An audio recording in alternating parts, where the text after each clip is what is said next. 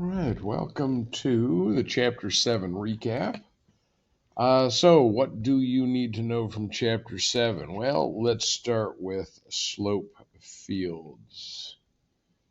A couple things you need to understand about slope fields. One is that given a differential equation, you need to be able to sketch the slope field. A slope field is a representation of that differential equation. You are graphing slopes at individual points. So that is going to look something like that at given points. Two, you need to be able to sketch a solution curve and match it to a list.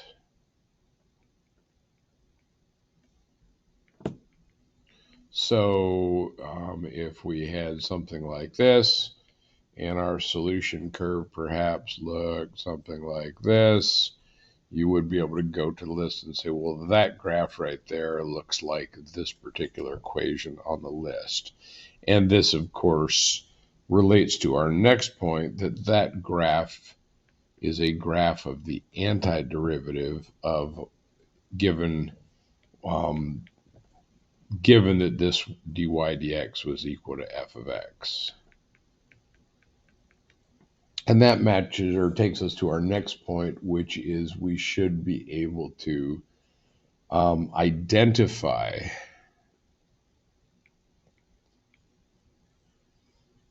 f of x, that antiderivative, as the integral of f of x dx. So the antiderivative of this differential equation is the graph, that green graph that we see on the equation there, or on the graph there. And the last thing you should be able to do is think about specific solutions. And a specific solution says, well, I'm going to sketch that green graph just like I did up to the right here, but I'm going to start by being told, and your graph goes through that point. And of course, that is going to change your graph to a specific one. This is most important when we're dealing with things that are perhaps only defined on one side or the other of an asymptote. Inverse tangent or tangent even comes to mind. All right, let's move on to 7.2, which was all about substitution. And basically what we're looking for is we were looking for an integral in the my brain's just gone completely blank there, that an integral where the equation can be written like this. And what we're looking for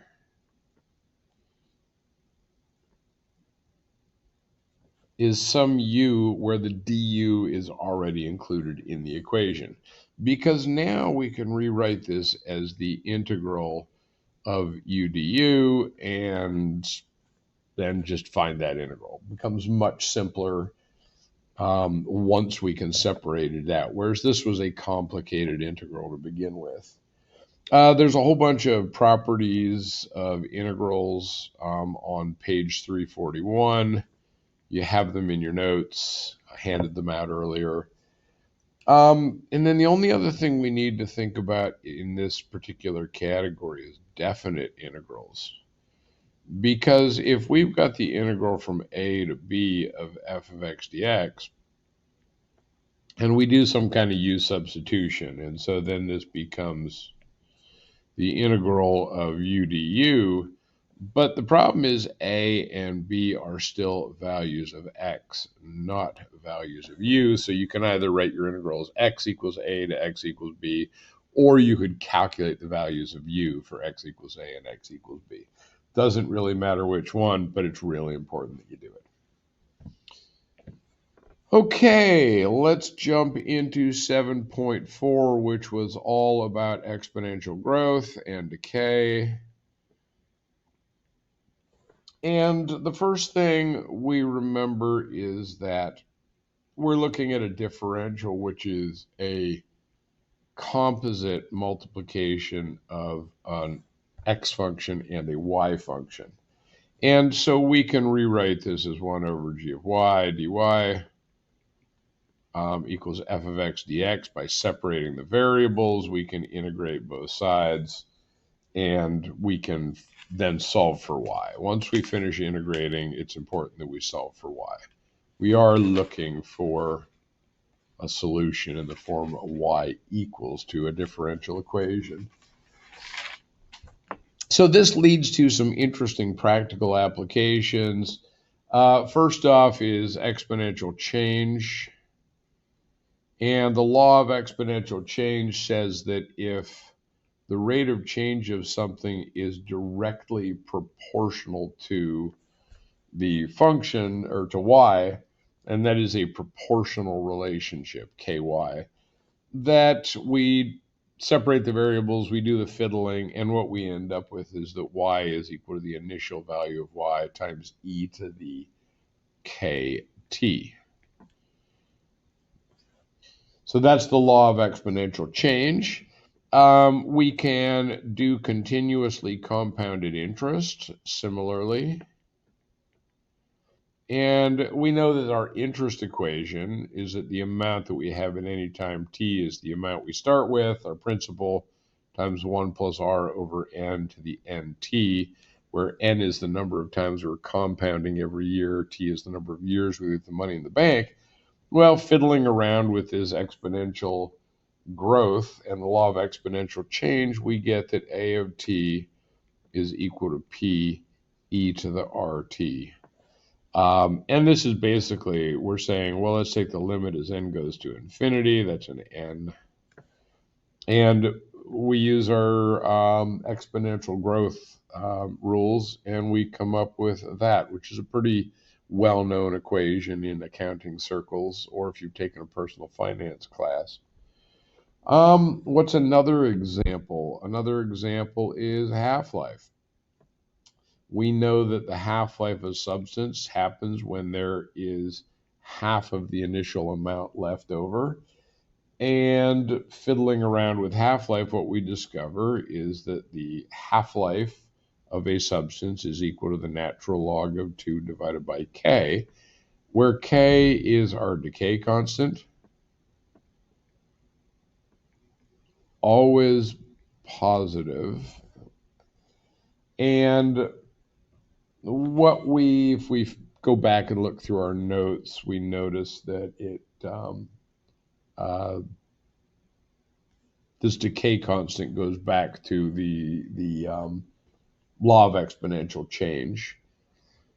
And of course, t is the half-life. So given the half-life, I can calculate the decay constant and write an equation. Given the decay constant, I can calculate the half-life of a substance. What about other bases? What about not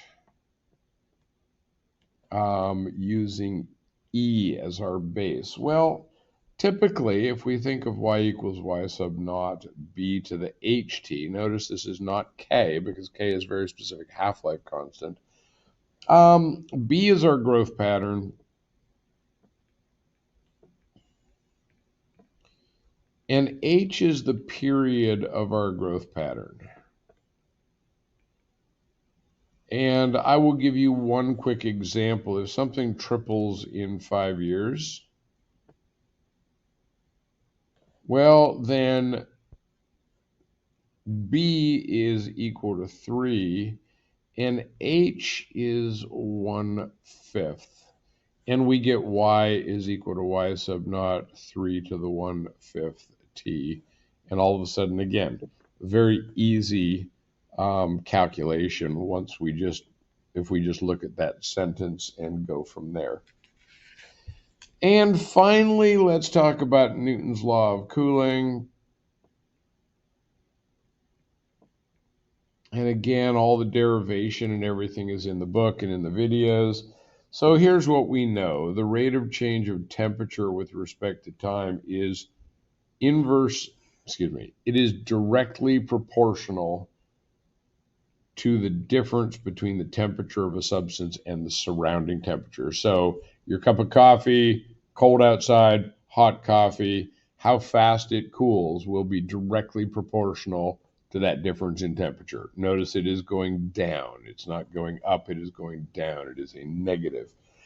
If we again do the fiddling around, what we get is that the temperature minus that surrounding temperature is equal to the original temperature minus the surrounding temperature times e to the negative kt.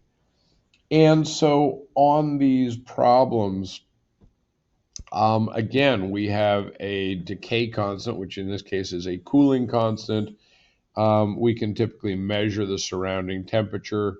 We can measure the original temperature of the substance, and therefore we can tell at any time what temperature we would expect that object to be. All right, that is, in fact, the complete recap of what you need to know from Chapter 7. The only thing I'm not happy about in this video is